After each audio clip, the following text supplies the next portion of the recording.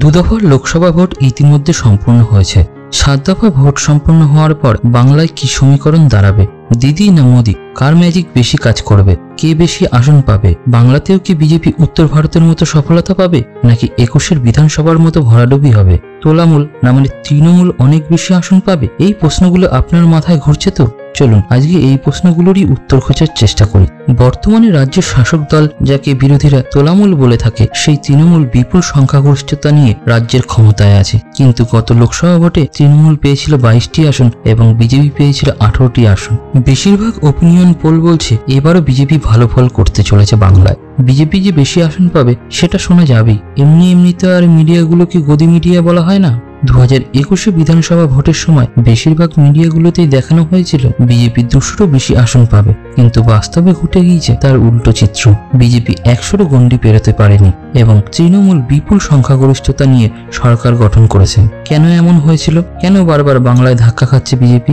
এর পিছনে মূলত 3টি কারণ রয়েছে। প্রথমত, অপরিচিত ক্যান্ডিডেট ভোটে দাঁড় করানো, বা বলা যেতে পারে ভালো কোনো জনপ্রিয় পরিচিত মুখ সামনে আনতে না পারা, যেখান থেকে যাকে পারছে তাকেই ভোটে দাঁড় করিয়ে দিচ্ছে। এই বিষয়টি বঙ্গ বিজেপির কাছে ব্যর্থতার অন্যতম একটি কারণ। দ্বিতীয় কারণ, উত্তর ভারতে বহু রাজ্যে মোদি ম্যাজিক যেভাবে কাজ করে, কিন্তু বাংলায় সেটা করে না। বাংলায় এসে ও দিদি বললেও ভোট বাক্সে তার খুব একটা ছাপ পড়ে না। তৃতীয় কারণ, বাংলায় বিজেপি অন্যান্য রাজ্যের মতো সাংগঠনিক দিক থেকে অতটা শক্তিশালী নয়। শক্তিশালী হবে কি করে? যদি ভোটের মরশুমে দলবদল করে আসা নেতাদের ভোটে দাঁড় করানো হয়, তাহলে একটা ব্যাড এফেক্ট তো মানুষের মধ্যে পড়বেই। সবাই সেটাকে ভালো চোখে নেয় না, যার জন্য বারবার ব্যর্থতার মুখ দেখতে হচ্ছে।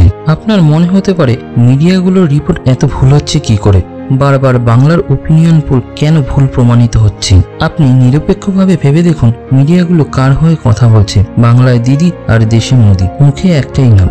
এই জন্যই তো আমরা ছাতি চওড়া করে বলতে পারি আমাদের দেশের সংবাদ মাধ্যম 180টি দেশের মধ্যে 160 নম্বরে রয়েছে। কিছু ঘটলেই ঘন্টাখানেক অনুষ্ঠান করবে, তারপরেই সবকিছু অতীত হয়ে যাবে। এই যদি মিডিয়াগুলোর হাল হয়, তবে দেশের কি অবস্থা হবে বোঝাই যাচ্ছে। আমাদের দেশে যে দলই বিধানসভা বা লোকসভায় সংখ্যাগরিষ্ঠতা পাক না কেন, সেখানে অবশ্যই একটি শক্তিশালী বিরোধী থাকার প্রয়োজন। বিরোধী শক্তি না থাকলে বাংলায় সন্দেশখালী, অপরদিকে মণিপুরের মতো বর্বর ঘটনা ঘটতেই থাকবে। আর মিডিয়াগুলোতে দেখানো হবে পাকিস্তান মে ঘুষ কে মারেঙ্গে। এদিকে দেশের মধ্যে সন্দেশখালী বা মণিপুরের মতো ঘটনা ঘটছে, সেদিকে মিডিয়াগুলো তেমন নজর নেই। আপনার কি মনে হয় বাংলায় কে বেশি আসন পাবে? অবশ্যই কমেন্ট করবেন।